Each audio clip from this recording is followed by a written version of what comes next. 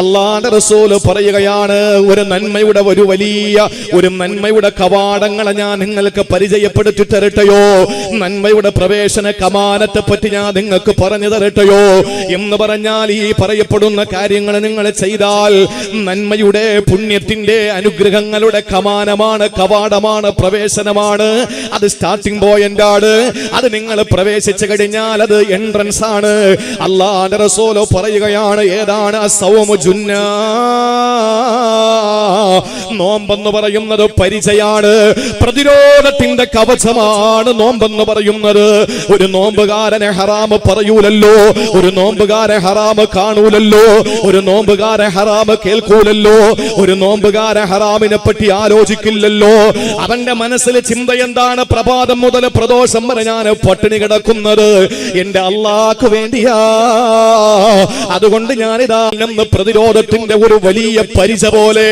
അല്ലാഹുവിന്റെ റസൂൽ പറയുകയാണ്, നാല് ഭാഗത്ത് വാളോങ്ങുന്ന പൈശാചികതയുടെ, ഹയവാനിയത്തിന്റെ അതുപോലെ ശൈത്താനിയത്തിന്റെ, അതുപോലെ തന്നെ അവന്റെ ജീവിതത്തിന്റെ നഫ്സാനിയത്തിന്റെ, ഈ പറയപ്പെടുന്ന ശരീരേച്ഛയുടെ, ജഡികേച്ഛയുടെ, തോന്യാസത്തിന്റെ, താനോനുത്തരത്തിന്റെ, തെമ്മാടിത്തരത്തിന്റെ, ജീവിതത്തിന്റെ വിവിധ മേഖലകളിൽ നിന്ന് അവനെ കാർന്നു തിന്നുന്ന നരകത്തിന്റെ എല്ലാ വഴികളിൽ നിന്ന് അവനെ കാത്തു സൂക്ഷിക്കാൻ ഒരു പരിച പോലെ റസൂൽ പരിചയപ്പെടുത്തിയത് നോമ്പാണ്. നീ ജീവിതത്തിൽ ചെയ്തു പോയ പാപങ്ങളെ കെടുത്തിക്കളയാൻ സ്വതക്കയ്ക്ക് കഴിയും പെങ്ങളെ. ഏതുപോലെ എന്നറിയോ? ഒരു ഉദാഹരണം പറയട്ടെ.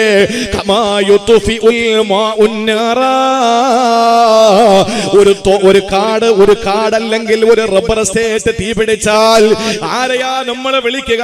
പെട്ടെന്ന് നമ്മളെ കറക്കി കുട്ടി വിളിക്കുമല്ലോ. ഫയർ ആൻഡ് റെസ്ക്യൂയുടെ പ്രവർത്തകർ വന്നാൽ യൂണിഫോം ധരിച്ചുകൊണ്ട് പെട്ടെന്ന് തന്നെ അവർ വെള്ളമൊഴിച്ചാണ് തീ കെടുത്തുന്നത്. അതേ, തീയെ കെടുത്താൻ ലോകത്ത് കഴിയുന്ന വെള്ളത്തിന് മാത്രമാ. അതുപോലെ തീയെ കെടുത്തുന്ന വെള്ളം പോലെ സദഖ നിന്റെ എല്ലാ പാപങ്ങളെയും കരിച്ചു കളയുമെന്നാണ്, കെടുത്തിക്കളയുമെന്നാണ്. അതും നമ്മുടെ വിഷയത്തിൽ പെട്ടതല്ല. പക്ഷെ അവസാനം മുത്തുനബി പറഞ്ഞതെന്തെന്നറിയോ?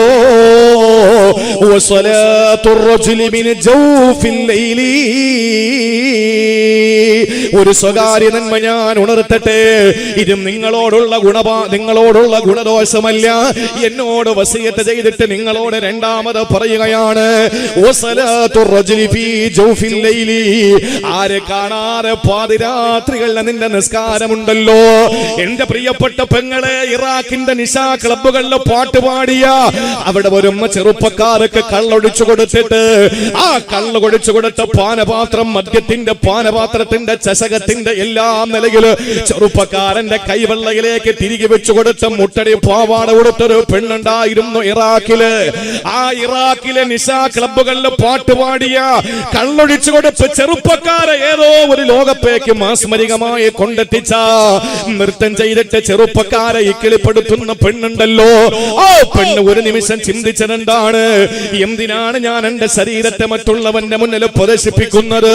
എനിക്ക് മാറിയേ പറ്റൂ. അങ്ങനെ മാറാൻ തീരുമാനിച്ചുകൊണ്ട് ആ പെണ്ണ് ജീവിതത്തിലും മാറ്റം ആഗ്രഹിച്ചു. അങ്ങനെ ആ പെണ്ണ് ഒരാളെ കാമിക്കാൻ തുടങ്ങി, ഇഷ്ടപ്പെടാൻ തുടങ്ങി, പ്രേമിക്കാൻ തുടങ്ങി, പ്രണയിക്കാൻ തുടങ്ങി, ഹുബ്ബ് വെക്കാൻ തുടങ്ങി. അങ്ങനെ ആ പ്രേമബാധനത്തിനെ ഓർത്തുകൊണ്ട് വെള്ളം കുടിക്കാതെയായി, തിന്നാതെയായി, ഉറങ്ങാതെയായി, ഊണില്ല, ഉറക്കമില്ല. അങ്ങനെ പ്രേമബാധനത്തിനെ കാണാൻ വേണ്ടിയിട്ട് ആ പെണ്ണ് പാതിരാത്രികളെ ഉറക്കമൊടിക്കുകയാ. ഇന്നലെ വരെ ഇറാഖിലെ നിശാ ക്ലബ്ബുകളിൽ കള്ളൊഴിച്ചു കൊടുത്ത പെണ്ണിന്ന് കാമുകന് വേണ്ടിയിട്ട് പാതിരാത്രി കെട്ട് പായമടക്കി വെച്ചു. എന്നിട്ട് കാത്തിരിക്കുകയാണ് തന്റെ പ്രേമബാധനത്തിന് വന്ന് കാണാൻ. അവസാനം ആ പെണ്ണ് ഒരു നിരാശാ കാമുകിയെ പോലെ, ഒരു ഭ്രാന്തിയെ പോലെ പാട്ടുപാടിയുണ്ട്. അജബല്ലിൽ മുഹിബ്ബി കൈഫ യനാമു വകുല്ലു നൗമിൻ അലൽ മുഹിബ്ബി ഹറാമു. അത്ഭുതമാണ്. ഒരു കാമുകി എങ്ങനെയാണ് ഉറങ്ങുക? എങ്ങനെയാണ് ഒരു കാമുകിക്ക് ഉറങ്ങാൻ കഴിയുക? ഓ ഉറക്കം ഈ കാമുകന് നിഷിദ്ധമാണ്, ഉറക്കം കാമുകിക്ക് നിഷിദ്ധമാണ്. എന്ന് പറഞ്ഞുകൊണ്ട് ആ പെണ്ണ് പാട്ട് പാടാൻ തുടങ്ങി. പ്രിയപ്പെട്ടവരെ, രാത്രികളെ മാറ്റിവെച്ച് ഉറക്കമൊഴിച്ചു. തന്റെ പ്രേമവാദനത്തിനു വേണ്ടി കാത്തിരുന്ന പെണ്ണുണ്ടല്ലോ, ഏത് പെണ്ണാണ് ഇറാഖിലെ നിശാ ക്ലബ്ബുകളിലെ പാനപാത്രം പിടിച്ചു വരുന്ന ചെറുപ്പക്കാരന്റെ പാനപാത്രത്തിലും മദ്യമൊഴിച്ചു കൊടുത്ത് അവനെ പാട്ടുപാടിയിട്ട് ഏതോ ഒരു ലോകത്തേക്ക് പായിപ്പിച്ച മാസ്മരിക ശക്തിയുള്ള പെണ്ണ്. ആ പെണ്ണ് ഇന്ന് പാതിരാത്രിയുടെ നിശയുടെ നിശബ്ദതകളെ, രാത്രിയുടെ രണ്ടാമത്തെയും മൂന്നാമത്തെയോ ആ പെണ്ണ് മാറ്റിവെച്ച തന്റെ കാമുകന് വേണ്ടിയിട്ടാണ്. തന്റെ കാമുകനേതാണ്? സർവാധിനാഥനായ, സർവഗുണ സമ്പൂർണനായ, സർവേശ്വരനായ, സർവലോക സൃഷ്ടിസ്ഥിതി സംഹാരകർത്താവായ അല്ലാഹ്. ഏതാണ് പെണ്ണെന്നല്ലേ? ആ പെണ്ണിന്റെ പേര് ഞാൻ ഇവിടെ പറഞ്ഞാൽ സഹോദരങ്ങളെ, അബ്ദുറസാഖ് മസ്താന്റെ പാദസ്പർശനം കൊണ്ട്, കോട്ടുപ്പയുടെ പാദസ്പർശനം കൊണ്ട്, ഹസൻ ഉസ്താദിന്റെ പാദസ്പർശനം കൊണ്ട്, സഹോദരങ്ങളെ മഹാരഥന്മാരായ ആരിഫീങ്ങളുടെ കാൽപാദം കൊണ്ട് ധന്യമായ ഈ മണ്ണിൽ നിന്നുകൊണ്ട് ആ പെണ്ണിന്റെ പേര് ഞാനെന്ന് പറഞ്ഞാൽ നിങ്ങളുടെ ചുണ്ടുകളിലെ തത്തിക്കളിക്കുന്നത് റളിയല്ലാഹു അൻഹയാ. ഏതാണ് ആ പെണ്ണെന്നല്ലേ? ബീവി റാബിയത്തുൽ അദബിയ, റാബിയത്തുൽ അദബിയ റളിയല്ലാഹു അൻഹാ. പാതിരാത്രികളെ മാറ്റിവെച്ചത് എന്തിനാണ്? അതാണ് സ്വകാര്യ നന്മകളിൽ ഒന്നാമതായി സ്വായത്തമാക്കേണ്ടത്. അതേത് നന്മയാണ്? സലാത്തുർ റജ്ലി മിൻ ജൗഫിൽ ലൈലി. ഒരു പായയിൽ കിടന്ന തന്റെ പ്രിയപ്പെട്ടവര്, തന്റെ പായയിൽ കിടന്ന തന്റെ കട്ടിലിൽ കിടന്ന, തന്നോടൊപ്പം ചേർന്ന് കിടന്ന തന്റെ പ്രിയപ്പെട്ടവന് ഉറങ്ങിക്കിടക്കുമ്പോ എഴുന്നേറ്റുകൊണ്ട് അല്ലാഹുവിനെ നമസ്കരിക്കാൻ നിനക്ക് കഴിയോ? അതാണ് പെങ്ങളെ ഒന്നാമത്തേത്. പാതിരാത്രിയുടെ നിശബ്ദതകളിൽ പാതിരാ നമസ്കാരം നിർവഹിക്കുവോ എന്ന് ബഹുമാനപ്പെട്ട നൂറുൽ ഉലമാ ശൈഖുനാ കെ.പി. ഹസ്രത്ത് ഉസ്താദ് അവர்கள் ഉദ്ഘാടനം ചെയ്ത ആ തൈക്കാവല്ലേ നേരിട്ട് ബഹുമാനപ്പെട്ട കല്ലൂർ മുസ്ലിം ജമാഅത്ത് ഏറ്റെടുത്ത് നടത്തുന്നത്. ബാക്കിയുള്ളതൊക്കെ സ്വകാര്യമായ തൈക്കാവുകളാണെങ്കിൽ ആദ്യമായി ഒരു തൈക്കാവില്, ആദ്യമായി പള്ളിയല്ലാത്ത സമാന്തരമായ ഒരു പള്ളി ഒരു നാട്ടിലെ നിസ്കാരത്തിന് വേണ്ടി സുജൂദ് ചെയ്തെങ്കിൽ അത് ഈ മണ്ണിലാണെങ്കിൽ ഇവിടെ നിന്ന് ഞാൻ പറയുകയാ, ഇവിടെ വന്ന് ജമാഅത്തായി നമസ്കരിക്കുമ്പോ ആളുകൾ കാണാറുണ്ട്. നിങ്ങളുടെ സങ്കീർണ ഘട്ടങ്ങളിൽ അത് നിങ്ങൾക്ക് ഉപയോഗിക്കാൻ കഴിഞ്ഞെന്ന് വരില്ല. പക്ഷെ ആരും കാണാതെ കോൺക്രീറ്റ് സൗധത്തിന്റെ ഉള്ളറകളിൽ നീ കിടന്നുറങ്ങുമ്പോൾ എല്ലാവരും ഗാഠനിദ്രയിലാകുന്ന സമയത്ത് എഴുന്നേക്കുമോനെ, ഒന്നുവെടുക്കുമോനെ, എന്നിട്ട് അല്ലാഹുവിന്റെ മുന്നിൽ നീ 2 റക്അത്തൊന്ന് സുജൂദ് ചെയ്യ്. എന്നാ നിനക്ക് കിട്ടുന്നത് എന്തെന്നറിയോ? നിന്റെ നിർണായക ഘട്ടങ്ങളിൽ നിന്റെ റബ്ബിനോട് എടുത്തു പറയാൻ നിനക്കൊരു തുറുപ്പ് ചീട്ടായി. അല്ലാഹു തൗഫീഖ് തരട്ടെ. പാപ്പ ഏത് ആവശ്യം വന്നാലും ഉപയോഗിക്കാതെ വെച്ചിരിക്കുന്ന നമ്മുടെ പണപ്പെട്ടിയിലെ ആ അവശേഷിക്കുന്ന ആ കരുത്തൽ പണം പോലെ നമുക്കൊരു നന്മ. ഒന്ന് നിസ്കാരം, ഒന്ന് നമസ്കാരം, ഇനി രണ്ട് അരമണിക്കൂർ കൊണ്ട് 1-2 കാര്യങ്ങളൂടെ പറയണം. ശ്രദ്ധിച്ചോളി. രണ്ടാമത്തേത് നമ്മുടെ ജീവിതത്തിൽ ഉണ്ടാകേണ്ട കാര്യം, ഈ പറയുന്ന കാര്യം. നിസ്കാരം ആർക്കും കഴിയാത്തതൊന്നുമല്ലല്ലോ, എല്ലാവർക്കും കഴിയൂലേ നിസ്കാരം? അങ്ങനെ കഴിയാത്തവരാരാളുള്ളത്? നമ്മുടെ ഈ പറയപ്പെടുന്ന നമസ്കാരം ആർക്കാണ് കഴിയാത്തത്? രണ്ടാമത് പറയുന്നത്, പ്രത്യേകിച്ച് സഹോദരിമാര് നന്നായിട്ട് കേൾക്കണം. ഉറങ്ങുന്നവരുണ്ടെങ്കിൽ ഒന്ന് ഉണർത്തിയേക്ക്. ഉറങ്ങുന്നു തോന്നുന്നില്ല അങ്ങനെ ആരെങ്കിലും ഉണ്ടെങ്കിൽ. കാരണം സ്ത്രീകളുമായി ബന്ധപ്പെട്ട ഒരു വിഷയം കൂടിയാണ് രണ്ടാമത് പറയേണ്ടത്. ഒന്ന് നിസ്കാരം. അള്ളാഹു കഴിയാത്തതൊന്നും നമ്മോട് പറഞ്ഞിട്ടില്ലല്ലോ. മല മറിക്കാൻ അല്ല പറഞ്ഞില്ലല്ലോ, മല ചുമക്കാൻ നമ്മോട് പറഞ്ഞില്ലല്ലോ. ലാ യുകല്ലിഫുല്ലാഹു നഫ്സൻ ഇല്ലാ വുസ്അഹാ. കഴിയാത്ത ഒന്നും അല്ല പറഞ്ഞിട്ടില്ല. പണിഷ്മെന്റ് കൊടുത്തു മുഖം മറച്ച് നടന്നതിന്. അവസാനം അതേ സ്ഥലത്ത് മുഖം മറയ്ക്കാതെ നടന്നാൽ പണിഷ്മെന്റ് രേഖപ്പെടുത്തി. ഒരു മുസ്ലിം പെണ്ണ് കല്ലൂരിലൂടെ തലമറച്ച് നടക്കുമ്പോൾ ആ മുസ്ലിം പെണ്ണ് ഏത് സമയത്തും അവൾ തലമറച്ച് നടക്കേണ്ടവളാണ്. ഹൈന്ദവ മതവിശ്വാസം അനുസരിച്ച് തലമറക്കേണ്ട ബാധ്യത അവർക്കില്ല. പക്ഷേ നല്ല ചൂടാണെങ്കിൽ അവര് പെട്ടെന്ന് സാരി തുമ്പ് തലയിലേക്ക് പിടിച്ചിടും. ഇത് മോളെ, ചൂടായാലും തണുപ്പായാലും വെയിലായാലും കാർമേഘം ഇരുണ്ടുമൂടി കിടക്കുമ്പോഴും രാത്രിയാണെങ്കിലും പകലാണെങ്കിലും നീ ഇത് ചെയ്യണം. ഇസ്ലാം യുസ്ർ, ഇന്നദ്ദീന യുസ്ർ, എളുപ്പമാണ്, സിമ്പിൾ. അതാണ് പരിശുദ്ധ ഇസ്ലാം. നമുക്ക് കഴിയാത്തതൊന്നും അല്ല പറഞ്ഞില്ല. 50 വഖത്ത് നിസ്കാരം അന്ന് ഈ ഇടയ്ക്ക് മൂസാ നബി അലൈഹിസ്സലാം ഇടപെട്ടുകൊണ്ട് ചുരുക്കിയില്ലായിരുന്നെങ്കിൽ ഒന്ന് ആലോചിച്ച് നോക്കിയാൽ വാഴലങ്ങാനം വെക്കാൻ പറ്റുമോ? കല്യാണം നടത്താൻ പറ്റുമോ? അല്ലെങ്കിൽ തന്നെ കല്യാണത്തിന്റെ ലോറികരിക്കുന്ന ഏത് പെണ്ണിന്റെ വാപ്പായോ ഉള്ളത്? ആരുമില്ലല്ലോ. എന്റെ പ്രിയപ്പെട്ട സഹോദരങ്ങളെ, അതുകൊണ്ട് രാത്രിയിലെ നമസ്കാരം നമുക്ക് കഴിയുന്ന കാര്യമാണ്. ഇനി രണ്ടാമത്തെ കാര്യം കേട്ടോ. രണ്ടാമത്തെ കാര്യം എല്ലാവർക്കും ചെയ്യാൻ പറ്റുന്ന കാര്യമാണ് ഈ പറയുന്ന സ്വകാര്യ നന്മയാണ്. ആരും അറിയില്ല ഇത്. ഒന്ന് നിസ്കാരം. ഇൻഷാ അല്ലാഹ് അല്ലാഹു തൗഫീഖ് തരട്ടെ.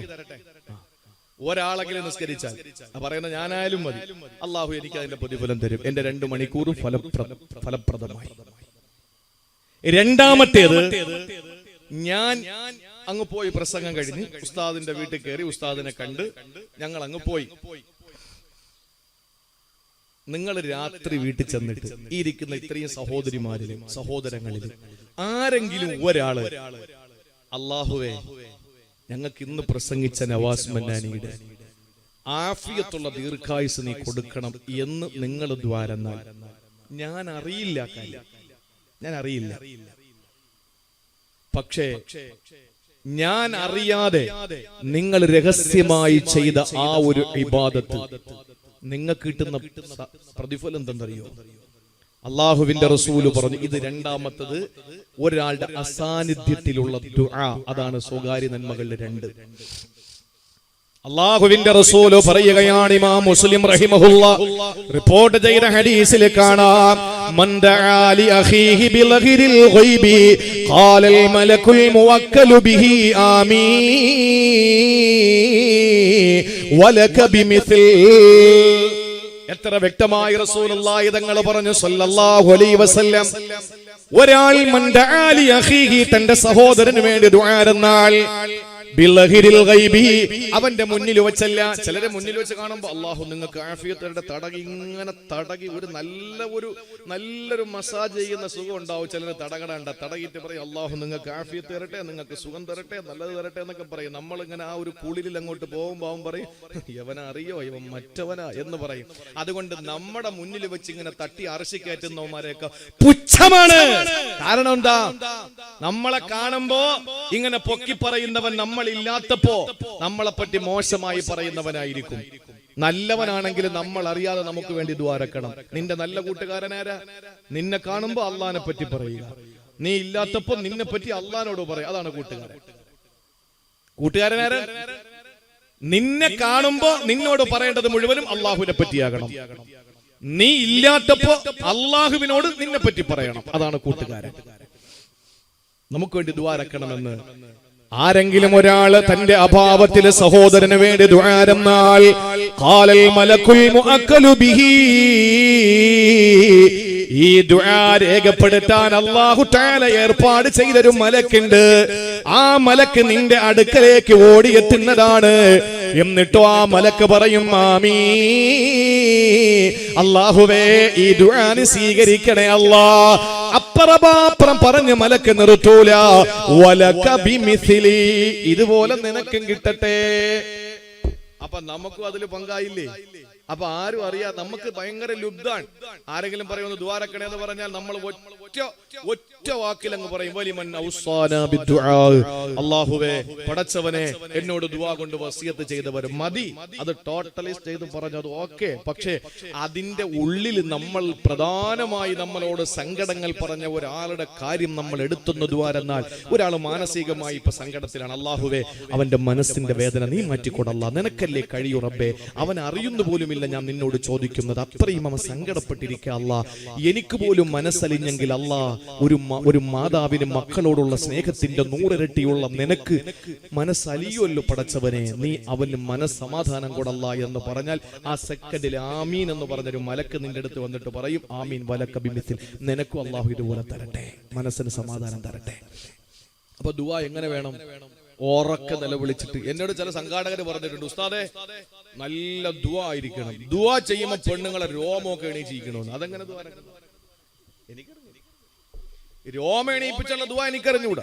എത്രയോ സ്ഥലങ്ങൾ നമ്മളിപ്പോ അല്ലാഹുവേ നീ ഞങ്ങളുടെ എല്ലാ പ്രശ്നങ്ങളും നീ പരിഹരിക്കണേ റബ്ബേ എന്നിങ്ങനെ പറഞ്ഞാൽ ഓ ദുആയൊക്കെ കാണാനായിരുന്നു കൊള്ളത്തില്ല. അതേസമയം അല്ലാഹ് എന്ന് പറഞ്ഞ എന്തൊരു ദുആ.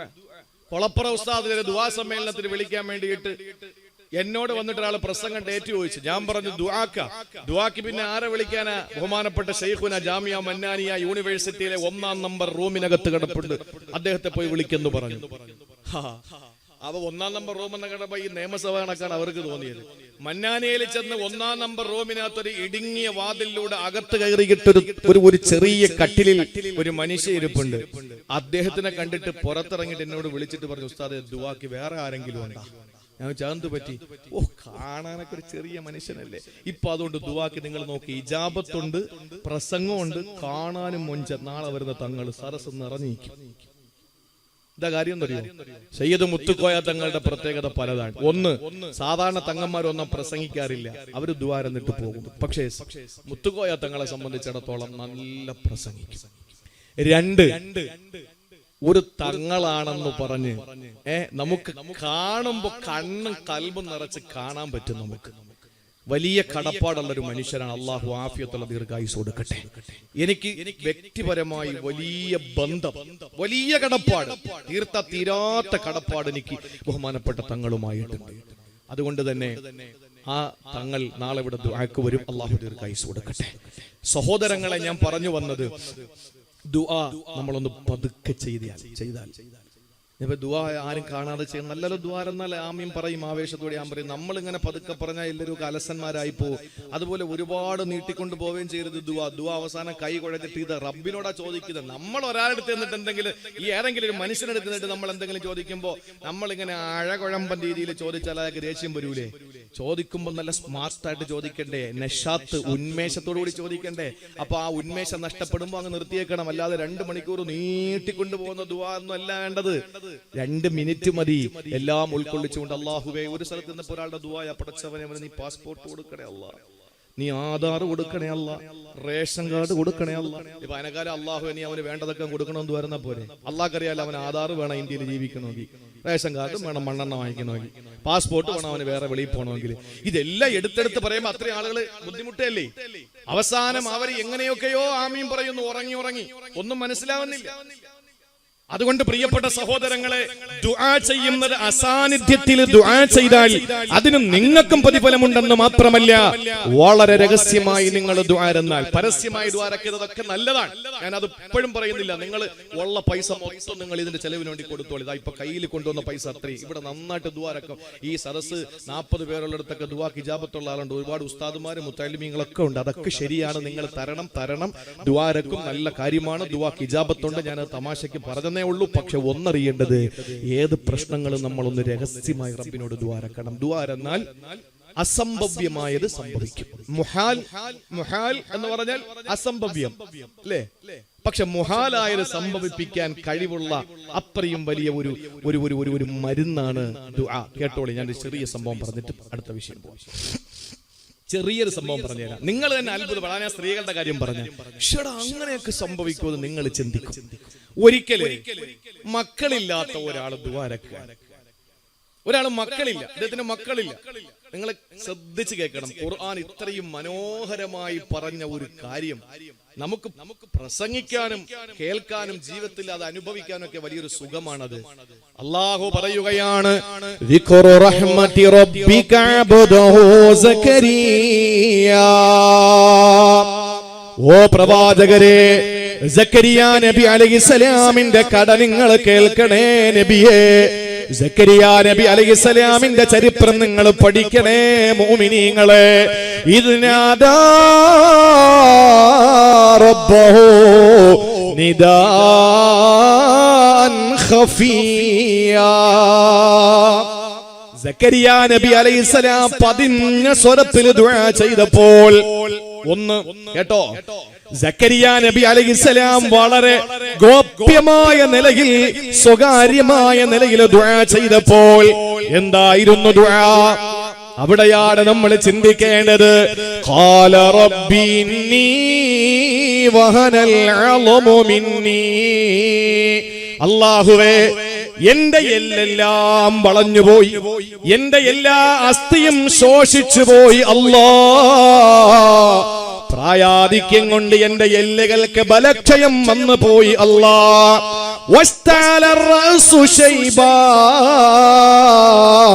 അല്ലാഹുവേ, എന്റെ തല ഈ നരയാൽ പ്രകാശിക്കുന്നു റബ്ബേ. ഒരു മനുഷ്യന്റെ പ്രായം മനസ്സിലായില്ലേ? ഇപ്പോ കാലും കൈയൊക്കെ തളർന്ന്, വലിയ ബലമൊന്നുമില്ല, ക്ഷയിച്ചു. നര ബാധിച്ചിട്ടും നരച്ച് കൊരച്ചു ആ മനുഷ്യൻ. സഹോദരങ്ങളെ, അങ്ങനെ നര ബാധിച്ചു. വലമ്മകും ബിദുആഇക റബ്ബി ശഖിയാ. എന്നെ നരബാധിച്ചെങ്കിലും എന്റെ അസ്ഥികൾ ശോഷിച്ചു പോയാലും റബ്ബേ, എന്റെ ദുആക്ക് ഞാൻ ഒരിക്കലും പരാജയപ്പെട്ടിട്ടില്ല. അല്ലാ, ചോദിച്ചതൊക്കെ നീ തന്നിട്ടുണ്ടല്ലോ റബ്ബേ. അതുകൊണ്ട് നാഥാ, എനിക്കിപ്പോ ചോദിക്കാനുള്ളത്, വഇന്നീ ഖിഫ്തുൽ മവാലിയ മിൻ വറായി. എനിക്ക് ശേഷം ഒരു അനന്തരവനില്ലാത്ത വിഷമം എനിക്കുണ്ട് റബ്ബേ. മക്കളില്ല അല്ലാ. എന്താ കാരണമെന്ന് നിനക്കറിയുമല്ലോ. വകാനത് ഇംറഅതി ആഖിറ. അല്ലാഹുവേ, എന്റെ ഭാര്യ മലടിയാണ്. ആഖിർ വേറെ, ഇബ്രാഹിം നബി അലൈഹിസ്സലാമിന്റെ ഭാര്യ ആഖിറല്ല. ഇബ്രാഹിം നബി അലൈഹിസ്സലാമിന്റെ ഭാര്യ ആഖിറല്ല. അവര് ആഖിർ എന്ന് പറഞ്ഞാൽ മലയാളത്തിൽ ഞാനങ്ങ് പറയട്ടെ, അതിന്റെ അർത്ഥം മച്ചി, മലടി എന്നൊക്കെ നമ്മൾ പറയില്ലേ, പ്രസവിക്കൂല, അതാണ് ആഖിറ. പക്ഷെ ഇബ്രാഹിം നബിയുടെ ഭാര്യ അങ്ങനല്ല. ഇബ്രാഹിം നബിക്ക് മക്കളെ കൊടുക്കാത്തതാണ്. കാരണം ഇബ്രാഹിം നബി ദ്വാരന്നില്ലല്ലോ എന്റെ ഭാര്യ മലടിയാണ്, മച്ചിയാണ്, ആഖിറത്താണെന്നില്ല. സക്കരിയ നബി അലൈഹിസ്സലാം ദുആയിരുന്നു, പടച്ചവനെ, എന്റെ എല്ലെല്ലാം തുരുമ്പിപ്പോയി, എന്റെ മുടിയെല്ലാം നരച്ചുപോയി. അല്ലാഹുവേ, എന്റെ ഭാര്യയാണെങ്കിലോ പ്രസവിക്കാത്തവളാണ്. ഫഹബിലി മില്ലദുങ്ക വലിയാ. എന്നാലും എന്നെ കൈയൊഴിയല്ലേ അല്ലാ, എനിക്ക് നീ ഒരു കുഞ്ഞിനെ തരണേ അല്ലാ. ഏത് ഗൈനക്കോളജിക്ക് പറയാൻ കഴിയും ഈ നൂതന സംവിധാനങ്ങളിലൂടെ നടന്നു പോകുമ്പോ? കർണാടകയിലെ മംഗലാപുരം കസ്തൂർബ മെഡിക്കൽ കോളേജിന്റെ തൊട്ടുതാഴെ ഒരു അപകടം നടന്നപ്പോൾ ഒരു ചെറുപ്പക്കാരന്റെ ലിംഗം തെറിച്ചുപോയി.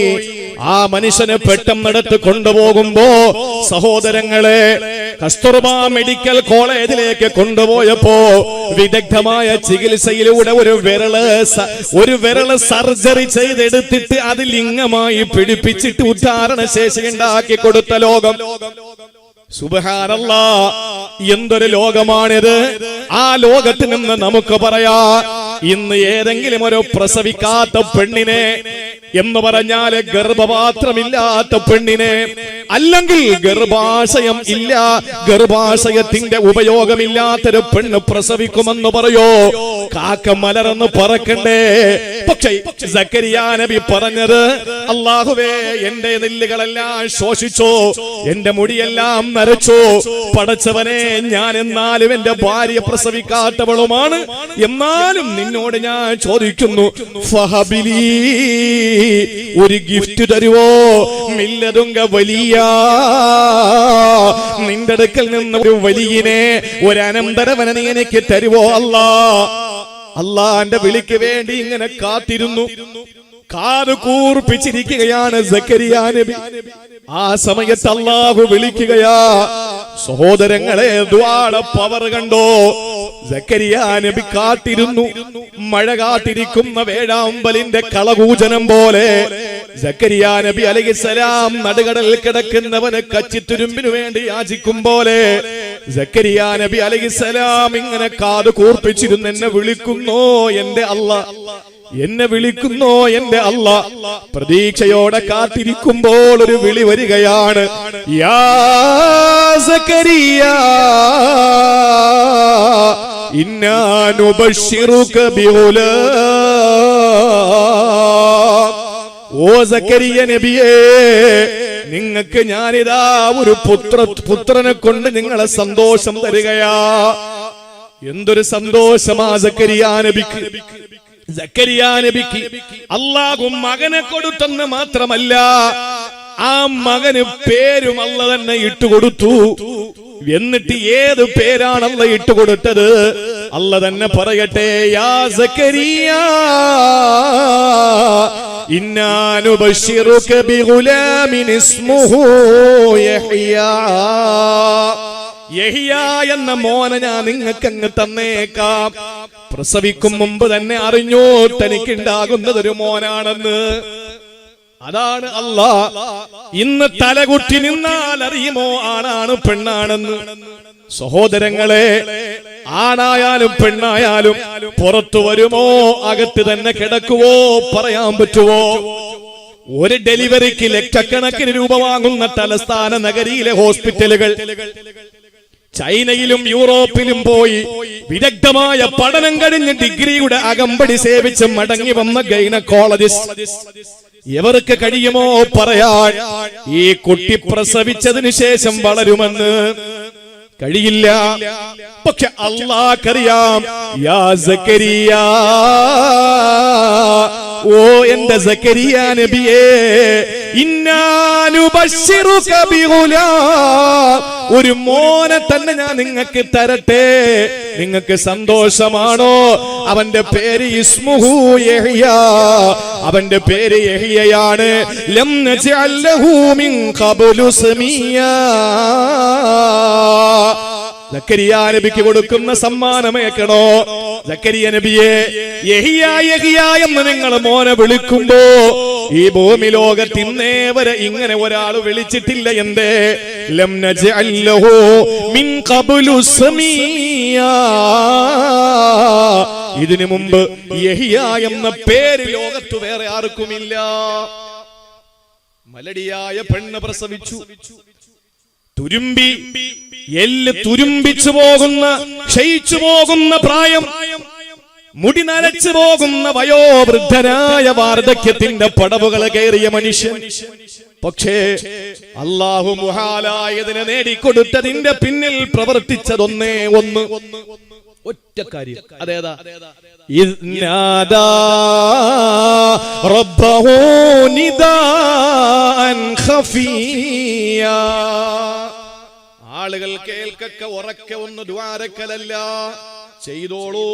പക്ഷേ ഒറ്റക്കിരുന്ന് നീ അള്ളാഹുവിനോട് കൈനീട്ടാൻ നിനക്ക് കഴിയണം. സ്വകാര്യ നന്മയാണ്. രണ്ടാമത്തേത്, അള്ളാഹു നമുക്ക് തൗഫീക്ക് തരട്ടെ. എന്റെ പ്രിയപ്പെട്ട സഹോദരങ്ങളെ, അതുകൊണ്ട് ജീവിതത്തിൽ നമുക്ക് അള്ളാഹു തരുന്ന ഏറ്റവും വലിയ സമ്മാനമാണ് ഇങ്ങനെയുള്ള അള്ളാന്റെ ഹബീബ് നമുക്ക് തന്നിട്ടുള്ള അറിവുകൾ. അതാണ് കടപ്പാട്, അതാണ് നമ്മുടെ ബന്ധം. നമ്മൾ ഇതൊക്കെ ചെയ്യാതിരുന്നാൽ നമ്മൾ നരകത്തിലായി പോലായിരുന്നോ? അപ്പൊ ഇതൊക്കെ നമ്മളെ പഠിപ്പിച്ച സ്വകാര്യ നന്മകളിലൂടെയൊക്കെ അള്ളാഹു നമ്മളെ സ്വർഗത്തിലേക്ക് എത്തിക്കാൻ അള്ളാഹു തൗഫീക്ക് തരട്ടെ. അള്ളാഹു തൗഫീക്ക് തരട്ടെ. മൂന്ന്, അമീൻ ഉസ്താദിന്റെ ആമീൻ ഉറച്ചു വെക്കണം. സമയം നോക്ക്, എന്തൊരു രസമാണ്. അൽഹംദുലില്ലാ, അള്ളാഹു ദീർഘായുസ്സും ആഫിയത്തും ആരോഗ്യം കൊടുക്കട്ടെ. ഞാൻ പറഞ്ഞല്ലോ, നമ്മുടെ വേദികളിലൊക്കെ പോകുമ്പോ നമ്മളെ അറിയാത്ത ആളുകളാണ്. ചില ആളുകൾ മൈക്കിന്റെ മുന്നേ ക്ഷണിക്കാൻ കയറിയിട്ട് നോട്ടീസ് നോക്കിയാൽ പോരെ. പക്ഷെ അതല്ല, ഇതൊക്കെ നമ്മളെ വാപ്പയെ അറിയും, ഉമ്മയെ അറിയും, ഭാര്യയെ അറിയും, മക്കളെ അറിയും, വീടറിയും, നാളറിയും, എല്ലാം അറിയുന്ന നമ്മുടെ സുഹൃത്ത് വലയത്തിന്റെ മധ്യത്തിൽ ഞാൻ പ്രസംഗിക്കുന്നത് ആദ്യമാണ്. അതിന് അവസരം നൽകിയ ബഹുമാനപ്പെട്ട കല്ലൂർ ഉസ്താദിന് ഹൃദയംഗമമായ നിലയിൽ ഹൃദയത്തിന്റെ അടിത്തട്ടിൽ നിന്ന് എല്ലാ നന്ദിയും കടപ്പാടുകളും അറിയിക്കുകയാണ്.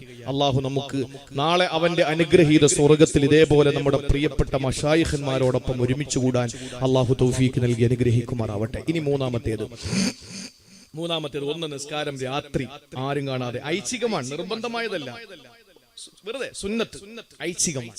എനിക്ക് തോന്നി നിസ്കരിക്കുന്നു, അങ്ങനെ ആരും അറിയരുത്, ആരോടും പറയരുത്. പിന്നെ ഭർത്താവ് പ്രശ്നക്കാരനാണെങ്കിൽ ഒന്ന് സൂചിപ്പിച്ചേക്കണം. ഞാൻ ഇടയ്ക്കൊക്കെ ഇബാദത്ത് അല്ലെങ്കിൽ രാത്രി എണീക്കുമ്പോൾ കൂടെ വരും. അപ്പൊ അവരറിയാതെ നിസ്കരിക്കണമല്ലോ, അതുകൊണ്ടാണ് ഈ പറഞ്ഞത്. അവരറിയാതെ നമ്മൾ നിസ്കരിക്കണം. രണ്ടാമത്തേത് ദുആ, വളരെ രഹസ്യമായി നമ്മുടെ ദുആ. അങ്ങനെ സംഭവിച്ചല്ലോ, ഞാൻ ചിരിക്കാൻ പറഞ്ഞതല്ല. രാത്രി ഇങ്ങനെ തപ്പി നോക്കിയപ്പോൾ ഭർത്താവിനെ കാണാനില്ല. അല്ലാഹ് എവിടെ പോയി? ആദ്യം പോയത് പള്ളിയിലില്ല.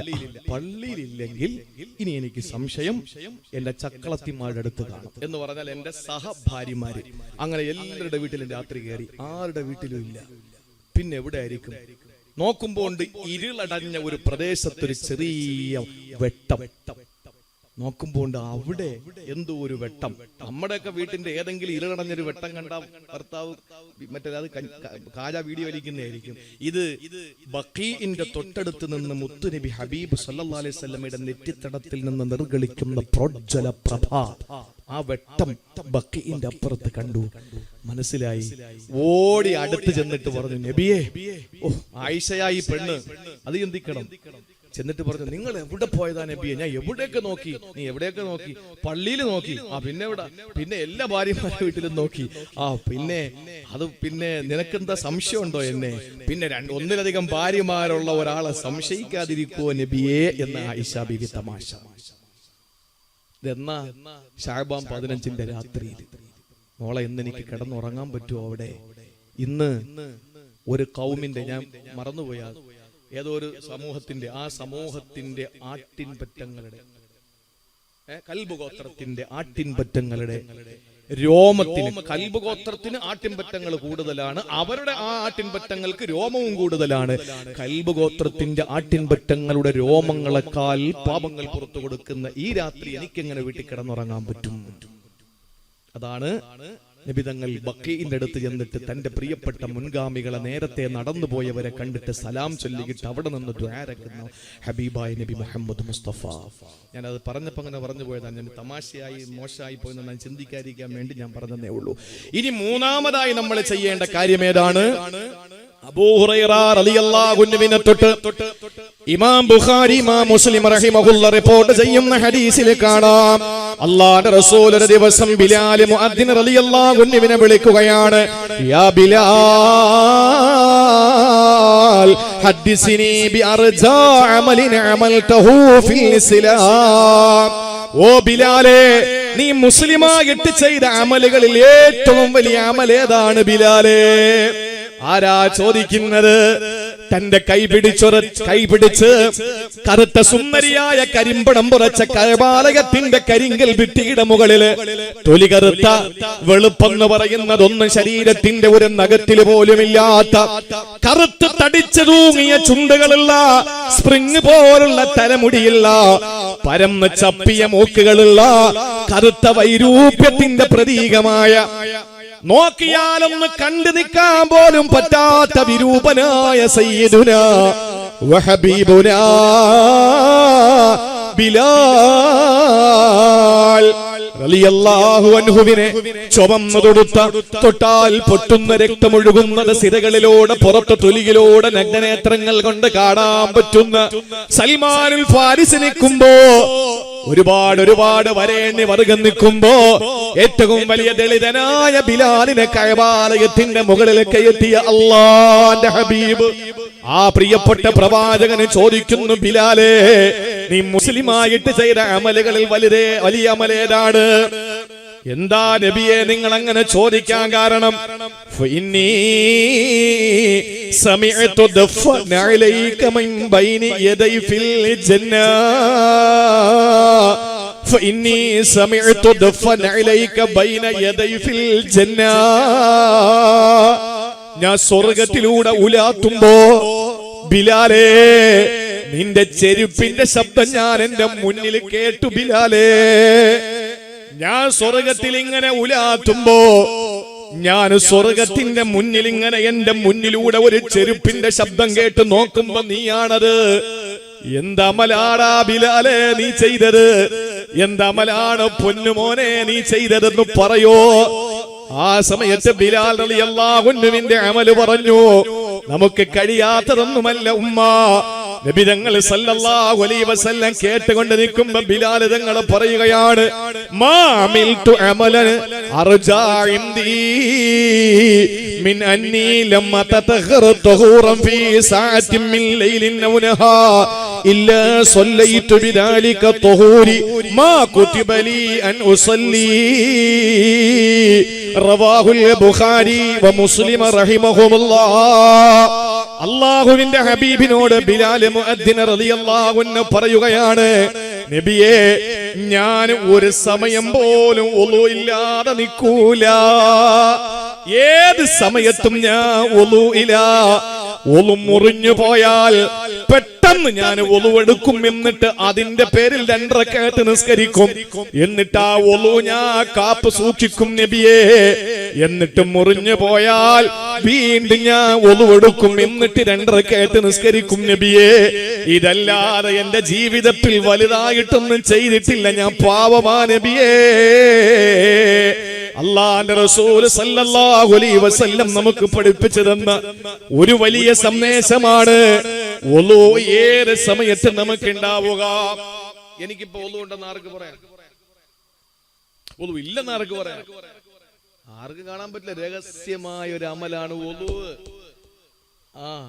വുളു എന്ന് പറയുന്നത് ആർക്കും കാണാൻ പറ്റൂല. നമ്മൾ 5 നേരം നമസ്കാരത്തിന് മാത്രമല്ലല്ലോ നമുക്ക് വുളു ഉള്ളത്. എപ്പോഴും നമുക്ക് വുളു വേണം. ചിലർ കിടക്കാൻ നേരത്ത് വുളു എടുക്കൽ സുന്നത്തല്ലേ. അപ്പൊ ഒരാൾ ചോദിക്കുക, ഉസ്താദെ, ഭാര്യ എടുത്ത് നിന്ന് കിടക്കുമ്പോ ആകെ ഒരു ചെറിയ റൂമാണ്, ഒരു കട്ടിലാണ്, ഭാര്യ എടുത്ത് നിന്ന് കിടക്കുമ്പോ വുളു ഒക്കെ മുറിയൂലേ? വെറുതെ വെള്ളം വേസ്റ്റ് ആക്കണോ? എടോ, നീ അല്ലെങ്കിൽ തന്നെ കിടന്നാ ഉറങ്ങുമ്പോ വുളു മുറിയൂലേ? പിന്നെ ഭാര്യയൊക്കെ പിടിക്കുന്ന കാര്യം പിന്നത്തെ കാര്യമല്ലേ? നിന്നോട് പറഞ്ഞത് നേരം വെളുക്കുമ്പോ ആ വുളു വെച്ചോണ്ടിരിക്കുക. നീ മുഹീദി ചെയ്യൊന്നുമല്ലല്ലോ. നീ ചെയ്യേണ്ട കാര്യം നീ ചെയ്യുക. പ്രതിഫലം അല്ലാഹു തരുന്നത് വുളു എടുക്കലേ സുന്നത്തുള്ളൂ, മുറിയാതിരിക്കലല്ല. അതുകൊണ്ട് കിടക്കുമ്പോൾ വുളു എടുക്കുമല്ലോ നമ്മൾ. ഉണരുന്നത് വരെയും നമ്മൾ ഉറങ്ങുമ്പോൾ വുളുവോട് കൂടിയാൽ ഉണരുന്നത് വരെയും വുളുവിന്റെ വിധിയിലല്ലേ നമ്മൾ എന്നും വെച്ചിട്ട് ആ വുളു കൂടെ നിസ്കരിക്കാൻ പറ്റൂല. നമ്മൾ എപ്പോഴും വുളു ഉണ്ടായിരിക്കണം. ആർക്കും അറിയാൻ പറ്റാത്തൊരു സ്വകാര്യ നന്മയാണ്. എപ്പോഴും വുളു മുറിഞ്ഞു പോയാൽ ഉടനെ നമ്മൾ വുളു എടുക്കുക. വുളു എടുത്താൽ ഉടനെ 2 റക്അത്ത് നിസ്കരിക്കുക. അത് നമ്മുടെ ജീവിതത്തിൽ ഹയാത്താക്കിയാൽ ബിലാൽ റളിയല്ലാഹു അൻഹു സ്വർഗ്ഗത്തിൽ വെച്ച് തന്റെ മുന്നിൽ നടന്നു പോകുന്ന ചെരുപ്പിന്റെ ശബ്ദം കേട്ട ലോകത്തിന്റെ നേതാവിന്റെ ആ സമർപ്പണമാ. 4മതൊന്നുകൂടി പറയട്ടെ, തൽക്കാലം നമുക്ക് അവസാനിപ്പിക്കാം. 4മത്തേത് സഹോദരങ്ങളെ മറ്റൊന്നുമല്ല, അതാണ് സദഖത്തു സിർരി തുത്ഫിഉ ഗളബർ റബ്ബി. അല്ലാഹുവിന്റെ ദേഷ്യം തണുപ്പിക്കാൻ ഒരു മാർഗമേ ഉള്ളൂ. ആരും അറിയാതെ സദഖ കൊടുക്കണം. ആരും അറിയാതെ സദഖ കൊടുക്കണം. ആരും അറിയാതെ സദഖ കൊടുക്കണം. നമുക്ക് കഴിയോ? പിന്നെ അർശിന്റെ തണലിട്ടുന്ന 7 വിഭാഗം പറഞ്ഞതിൽ 3 വിഭാഗവും ഈ പറയുന്ന സ്വകാര്യ നന്മക്കാരാ. അത് ഞാൻ ഇടയ്ക്ക് വിട്ടുപോയതാ. 7 വിഭാഗത്തെ അർശിന്റെ തണലിട്ടുന്നവരെ പറ്റി പറഞ്ഞല്ലോ. അതിൽ 7 വിഭാഗത്തിലും 3 എണ്ണവും. ഒന്ന്, റജുലുൻ ദഅതുഹു ഇംറഅത്തുൻ ദാതു ഹസബിൻ വജമാലിൻ ഫഖാൽ ഇനി അഖാഫുല്ലാഹ്. നല്ല കാണാൻ സുന്ദരിയായ തറവാടിയായ ഒരു പെണ്ണ് നിന്നെ അവളുടെ ശരീര ഇച്ഛയ്ക്ക് വേണ്ടി നിന്നെ മാടി വിളിക്കുമ്പോ പരസ്യമായിട്ട് വിളിക്കൂലല്ലോ, രഹസ്യമായിട്ടല്ലേ വിളിക്കുന്നത്. ആ വിളിക്കുന്ന സമയത്ത് ഇനി അഖാഫുല്ലാഹ്, എടി ആരും കാണുന്നുള്ള പേടിയല്ല, എനിക്ക് എന്റെ റബ്ബിനെ പേടിയാണ് എന്ന് പറഞ്ഞ് മാറി നിൽക്കുന്നവന് സബഅത്തു യുദില്ലുഹുമുല്ലാഹു ഫീ ദില്ലിഹി യൗമ ലാ ദില്ല ഇല്ലാ ദില്ലു. അർശിന്റെ തണലല്ലാതെ, അർശിന്റെ ശീതള ഛായയല്ലാതെ മറ്റൊരു തണലില്ലാത്ത സമയത്ത് അല്ലാഹു നിനക്ക് തണലിട്ട് തരും. നമ്മൾ എവിടെയും പോകുമ്പോൾ ഒരു കൊടയുടെ ഏതെങ്കിലും ഒരു ചെറിയ ഒരു കമ്പിയുടെ ഒരു നിഴല് കിട്ടിയാൽ അതിൽ കയറി പിടിക്കാൻ നമ്മൾ നോക്കുന്നവരല്ലേ നമ്മൾ. അർശിന്റെ തണലെന്ന് പറഞ്ഞാൽ അതില്ലാത്തപ്പോ ഒരു ചാൻ മുകളിൽ സൂര്യൻ ഉദിച്ചതിന്റെ മുഴുവൻ താപവും വിസർജിച്ച് താഴത്തെ കിരണങ്ങളേറ്റിട്ട് ആ അരുണന്റെ കിരണമേറ്റുകൊണ്ട് ചെമ്പ് തറ താപം കൊണ്ട് വിറയ്ക്കുമ്പോ ആ മഹിഷറയിൽ നമ്മുടെ ജീവിതത്തിൽ അർശിന്റെ തണലല്ലാതെ മറ്റൊരു തണലുമില്ല. അവിടെ ഒരു കാറ്റാടി മരവും ഇല്ല, അവിടെ ഒന്നുമില്ല. ആ സമയത്ത് അല്ലാഹു തരുന്ന സ്വകാര്യ നന്മക്കാർക്കാണ് അല്ലാഹു തരുന്നത് തണല്.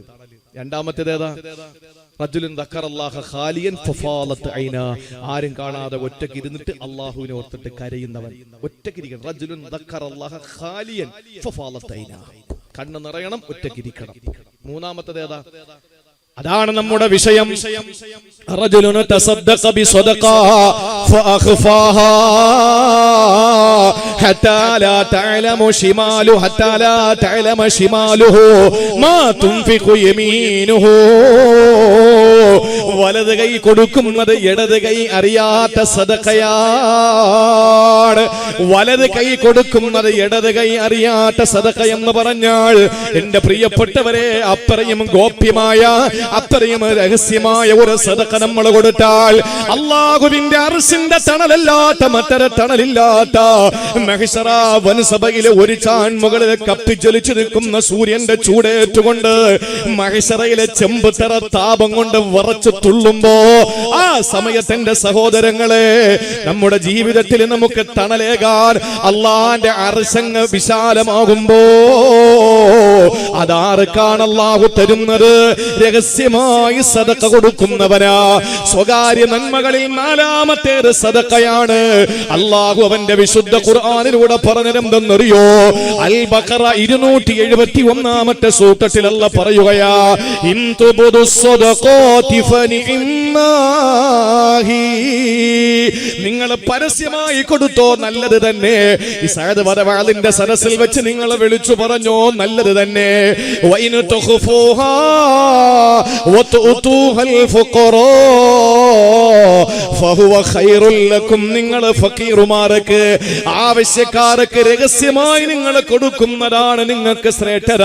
വയുകഫിറു അൻകും സയ്യിആതികും, ജീവിതത്തിന്റെ ഇന്നലകളിലെ നിങ്ങളുടെ ചെറിയ ചെറിയ തിന്മകൾ അല്ലാഹു പൊറുക്കുന്നതാ. വല്ലാഹു ബിമാ തഅമലൂന ഖബീർ, നിങ്ങൾ ഏതെല്ലാ കാര്യങ്ങൾ ചെയ്താലും അല്ലാഹു സസൂക്ഷ്മം നിരീക്ഷിക്കുകയാ. അപ്പൊ നമ്മൾ രഹസ്യമായി കൊടുക്കാൻ കുറച്ച് സദഖ നമ്മുടെ കൈവശം ഉണ്ടാവണം. അല്ലദീന യുൻഫിഖൂന സിർറൻ വഅലാനിയൻ എന്ന് പറഞ്ഞ ആയത്തിറങ്ങുമ്പോഴാണ് സഹാബത്തിന് തിരിഞ്ഞത് അങ്ങനെ ചില ആളുകൾ ഉണ്ടെന്ന്. പരസ്യമായിട്ട് മാത്രമല്ല രഹസ്യമായിട്ട് കൊടുക്കുന്ന ആളുകൾ ഉണ്ടെന്ന്. ഒരു ദിവസം മഹാനായ അബൂ ഹുറൈറ റളിയല്ലാഹു അൻഹു നടന്നു പോകുമ്പോ കാർമേഘത്തിൽ നിന്നൊരു ശബ്ദം, അല്ലാഹു അക്ബർ. ഇതൊക്കെ അഹ്ലുൽ ഈമാന്റെ അടുത്തല്ലാതെ പറയാൻ പറ്റുമോ? ഇതൊക്കെ ജബ്ബാർ മാഷിന്റെ അടുത്ത് പറയാൻ പറ്റുമോ? ഇതൊക്കെ ജസില മാടശ്ശേരിയുടെ അടുത്ത് പറയാൻ പറ്റുമോ? ഇതൊക്കെ അസ്ഗർ അലിയുടെ അടുത്ത് പറയാൻ പറ്റുമോ? ഇതൊക്കെ ജാമിദയുടെ അടുത്ത് പറയാൻ പറ്റുമോ? ഇവരൊക്കെ നിരീശ്വരവാദികളും എക്സ് മുസ്ലിമീങ്ങളുമായി കഴിയുകയാണ്. അതുകൊണ്ട് അവരുടെ അടുത്തത് ദഹിക്കൂല. മുസൽമാൻ ഇത് മനസ്സിലാക്കണം. അള്ളാഹുവിന്റെ ഹബീബ് സല്ലല്ലാഹു അലൈഹി വസല്ലമയുടെ പ്രിയപ്പെട്ട സതീർത്ഥ്യന്മാര് നടന്നു പോകുമ്പോ ഒരു മേഘക്കീറിൽ നിന്ന് ശബ്ദം കേൾക്കുന്നു, ഇന്നയാളിന്റെ കൃഷിയിടം നനച്ചു കൊടുക്കൂ എന്നൊരു അശരീരി മുഴങ്ങുന്നു. ഇത് സാക്ഷാൽ ബുഖാരി ഷരീഫിലുള്ള ഹദീസല്ല ഈ പറയുന്നത്. അള്ളാഹുവിന്റെ റസൂൽ സല്ലല്ലാഹു അലൈഹി വസല്ലമയുടെ പ്രിയപ്പെട്ട അനുചരന്മാര് ആ ശബ്ദം കേട്ട വഴിയിൽ നോക്കുമ്പോൾ മഴ പെയ്യുന്നുണ്ട്. മഴ പെയ്തിട്ട് വെള്ളം ഇങ്ങനെ ഒഴുകുകയാ. ഈ വെള്ളം ഇങ്ങനെ ഒഴുകുന്ന വഴിയേ അവര് നടന്നു. ഇത് ആർക്കായി ഭാഗ്യം കിട്ടിയെന്ന് അറിയണമല്ലോ. അങ്ങനെ നടന്നു പോകുമ്പോ ഒരു പാവപ്പെട്ട കൃഷിക്കാരൻ അവരിങ്ങനെ കൃഷി ചെയ്തുകൊണ്ടിരിക്കുന്നു. അദ്ദേഹം വലിയ സന്തുഷ്ടനാണ്. കാരണം വെള്ളം ഒഴുകിയെത്തിയിരിക്കുകയാണ്. ആ നാട്ടിലും മഴയില്ല. അങ്ങനെ ഏതോ ഒരു നാട്ടിലും മഴ പെയ്തിട്ട് നിലത്തുകൂടി വെള്ളം ഒഴുകിയിട്ട് തന്റെ കൃഷിപ്പാടത്തിലേക്ക് കയറി വന്നപ്പോൾ തന്റെ കൃഷിയിടങ്ങളെ നനയ്ക്കാൻ അവർക്ക് സൗകര്യം കിട്ടി. വന്നിട്ട് ചോദിച്ചു, നിങ്ങൾ ആരാ? നിങ്ങളെ പേരെന്താ? അദ്ദേഹം പേര് പറഞ്ഞു. ശ്രദ്ധിക്കണേ, പേര് പറഞ്ഞപ്പോ ഈ അശരീരിയിൽ കേട്ട അതേ പേര്. എന്താ നിങ്ങളുടെ ജോലി? അപ്പം പറഞ്ഞു, എന്റെ ജോലി കൃഷിപ്പണിയാ. അപ്പൊ അദ്ദേഹം ചോദിച്ചു, നിങ്ങൾ എന്താ ഈ ഒരു പതിവില്ലാത്ത രീതിയിൽ നിങ്ങൾ ഇതൊക്കെ ചോദിക്കുന്ന എന്തുകൊണ്ടാന്ന് ചോദിച്ചു. ആ സമയത്താണ് അദ്ദേഹം കാര്യങ്ങൾ ഈ വന്നവര് പറഞ്ഞു, അബൂ ഹുറൈറ റളിയല്ലാഹു അൻഹു അടക്കമുള്ളവർ പറഞ്ഞു. ചോദിച്ചു, അല്ല നിങ്ങൾ എന്താണ് ഇതിനു മാത്രം അമല് ചെയ്തിട്ടുള്ളത്? ഇത്രയും വലിയ ഭാഗ്യം നിങ്ങൾക്ക് കിട്ടിയില്ല. ആരും വെള്ളം കോരി തേവണ്ട. നിങ്ങൾക്ക് കാർമേഘം വെള്ളം കൊണ്ട് തന്നു നിങ്ങൾക്ക്. എന്നിട്ട് നിങ്ങളുടെ പേര് അശരീരിയിൽ മുഴങ്ങി. എന്താ നിങ്ങൾ ചെയ്ത അമല്?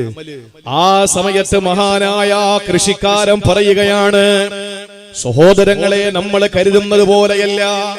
നമ്മൾ കരുതുന്നത് വലിയ ദാടി ഇങ്ങനെ വേണം. ബൈക്കിൽ പോകുമ്പോ പുറകെ വരുന്ന ആള് സൈക്കിളുകാരന്മാരൊക്കെ ആ ദാടിയുടെ ആ രോമങ്ങളിൽ ചുറ്റി മറിഞ്ഞു വീഴണം. വലിയ ദാടി. വലിയ തസ്ബീഹുമാല കഴുത്തിൽ ഇങ്ങനെ കിടക്കണം, പച്ച പട്ടിടണം. ഇതൊക്കെയാണ് നമ്മളെ കരുതി വെച്ചിരിക്കുന്നത്. വേണ്ട, 40 വർഷമായി ഒരു വഖത്ത് നമസ്കാരത്തിൽ പോലും ഒരു വഖത്ത് ഖലാവുന്ന കാര്യമല്ല. 40 കൊല്ലമായി 4 പതിറ്റാണ്ടായി ഒരു വഖത്ത് നിസ്കാരത്തിന്റെ അവ്വൽ തക്ബീർ നഷ്ടപ്പെടാത്തൊരു മനുഷ്യൻ ഈ ജില്ലയിൽ ജീവിച്ചിരിപ്പുണ്ട്. ഇപ്പോ ജമാഅത്ത് മുടങ്ങിയില്ല എന്നല്ല, നിങ്ങൾ മനസ്സിലായോ? ജമാഅത്ത് നിസ്കാരം ഖലാ എന്നല്ല പറയുന്നത്, ഖലാ ഇല്ല എന്നല്ല പറയുന്നത്, ജമാഅത്ത് മുടങ്ങിയില്ല എന്നല്ല പറയുന്നത്.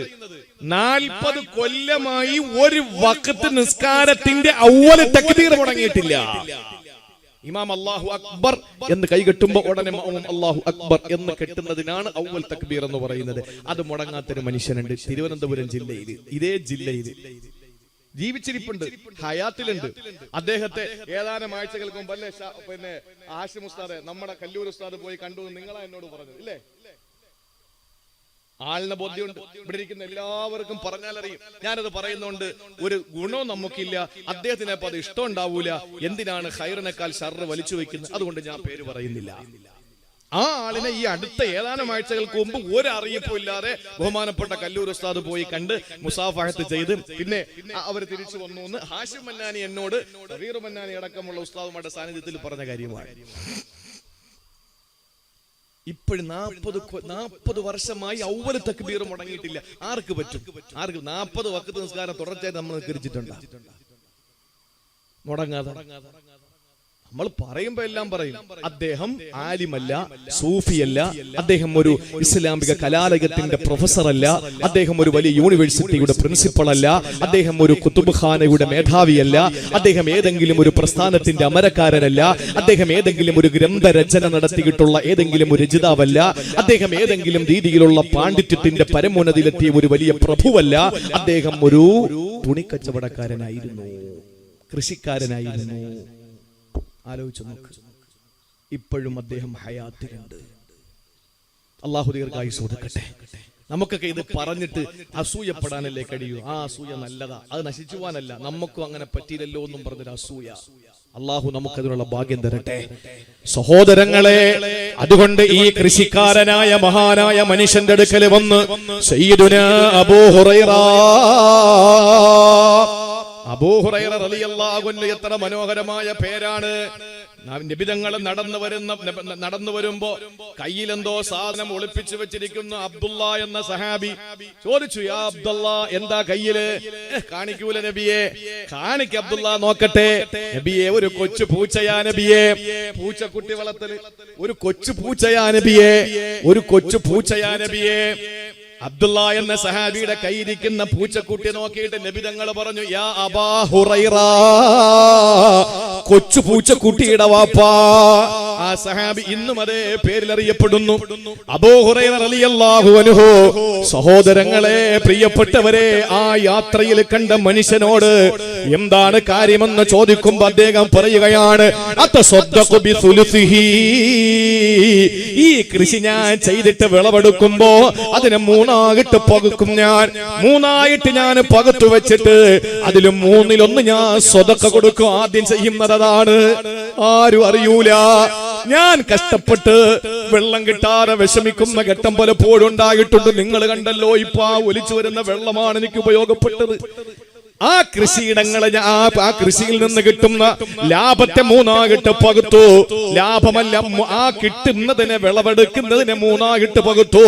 അതിൽ 1 ഞാൻ സദഖ കൊടുക്കൂ.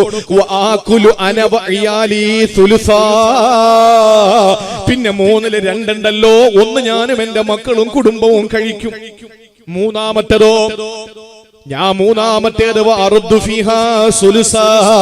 ഇതിലും 3-ൽ 1 ഞാൻ വീണ്ടും ഇതിലേക്ക് തന്നെ ഇറക്കും.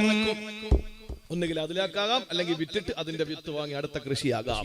3-ൽ 1 ഞാൻ സദഖ, 3-ൽ 1 ഞങ്ങൾ തിന്നും, 3-ൽ 1 ഇതിലോട്ട് ഇറക്കും. ആര് ചെയ്യും? എല്ലാം വാരി പൂട്ടി കെട്ടി റബ്ബർ ഇട്ട് വെച്ചിരിക്കുക. ഒന്നും ഇളക്കൂല. എണ്ണി നോക്കും. എന്താ? എല്ലാ ദിവസവും എണ്ണി നോക്കും, പക്ഷെ ഒരു ഉപയോഗമില്ല.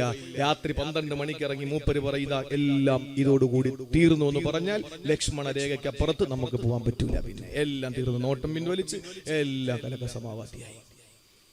ഇതൊക്കെ ധർമ്മം കൊടുത്ത് ആളുകൾക്ക് കൊടുത്തിട്ട് ദീനിന് കൊടുത്തിട്ട് അള്ളാഹുവിന്റെ പരിശുദ്ധമായ ഇതുപോലുള്ള മജ്‌ലിസിന് കൊടുത്തിട്ട് നമ്മൾ സന്തോഷത്തോടു കൂടി നിറഞ്ഞ മനസ്സോടുകൂടി നമ്മൾ കിടക്കണം. അള്ളാഹു തൗഫീക്ക് നൽകി അനുഗ്രഹിക്കുമാറാവട്ടെ.